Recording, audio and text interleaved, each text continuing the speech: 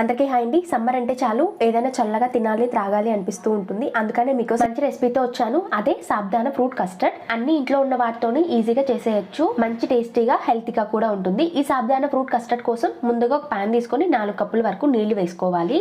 నీళ్ళన్నీ కూడా 5 నిమిషాల పాటు మరిగించుకున్నాక ఇందులో 3/4 కప్పు వరకు సగ్గుబియ్యం అయితే వేసేసుకోండి. సగ్గుబియ్యం వేసాక ఒకసారి కలబెట్టేసుకొని ఉడికించేయాలండి.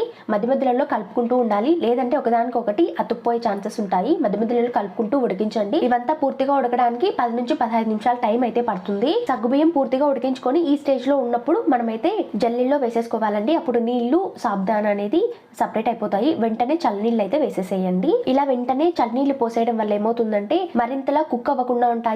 అందులోనూ సగ్గుబియ్యంలో ఉన్నంత జిగటంతా పోయేసి ఒకదానికొకటి అతుక్కోకుండా విడివిడిగా ఉంటాయి. ఇవి చల్లారే వరకు పక్కన అయితే పెట్టేసుకోవాలి. నెక్స్ట్ ఇంకో బౌల్ తీసుకొని 2 స్పూన్ల వరకు సబ్జా గింజలు వేసుకోండి. 1/2 కప్పు నీళ్ళని వేసుకొని నానబెట్టేసుకోవాలి. ఒకసారి కలబెట్టేసుకొని నానబెట్టుకున్నారనుకోండి మంచిగా నానుతాయి. సబ్జా గింజలు బాగా నానడానికి 10 నుంచి 15 నిమిషాల టైం అయితే పడుతుందండి. సబ్జా గింజలు బాగా నానాక ఇలా ఉంటాయన్నమాట. బాగా ఉబ్బి డబల్ సైజ్ లో అవుతాయండి. ఒంట్లో వేడి తగ్గించడానికి సబ్జా గింజలు అయితే బాగా ఉపయోగపడతాయి. బాడీలో ఉన్న ఫ్యాట్ ని కూడా తగ్గించడానికి హెల్ప్ చేస్తుంది. ఇవి పక్కన పెట్టేసుకొని నెక్స్ట్ అయితే ఒక ప్యాన్ తీసేసుకొని ఇందులో 1/2 లీటర్ వరకు పాలు వేసుకోండి. ఇదే కప్స్ లో చెప్పాలంటే 2.5 కప్పుల వరకు పాలు అయితే వస్తాయి. 2.5 కప్పుల పాలల్లో 1/4 కప్పు వరకు పాలను తీసుకొని ఇందులో 1 spoon milk powder, 1 spoon custard powder ని వేసేసుకొని కలిపేసుకోండి. ఒకవేళ మిల్క్ పౌడర్ ని కానీ కస్టర్డ్ పౌడర్ ని కానీ స్కిప్ చేయాలి అనుకుంటే 1 స్పూన్ కార్న్ ఫ్లోర్ నైనా యాడ్ చేసుకోవచ్చు. కలుపుకున్న కస్టర్డ్ మిక్చర్ ని పక్కన పెట్టేసుకొని పాలన్నీ కూడా ఒక పొంగు వచ్చే వరకు మరిగించుకొని మనం ఇందాక కలుపుకున్న కస్టర్డ్ మిక్చర్ ని కూడా వేసేసి కలిపేసుకోండి. కస్టర్డ్ మిక్చర్ వేయగానే బాగా కలిపేసేయండి, లేదంటే ఉండలు కట్టిపోతాయి. పాలల్లో ఇందాక కస్టర్డ్ మిక్చర్ వేసాం కాబట్టి కన్సిస్టెన్సీ అనేది కొంచెం చిక్కబడుతూ ఉంటుందండి. మధ్య మధ్యలో కలుపుకుంటూ ఉండాలి.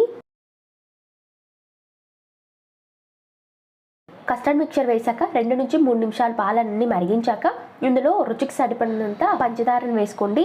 కప్స్లో చెప్పాలంటే 1/4 కప్పు వరకు అయితే వేసానండి పంచదారని. మీకు టేస్ట్ తగ్గట్టు కూడా అడ్జస్ట్ చేసుకోండి. పంచదార వేసాక ఒక 3 నిమిషాల పాటు పాలన్నీ మరిగించుకోవాలండి.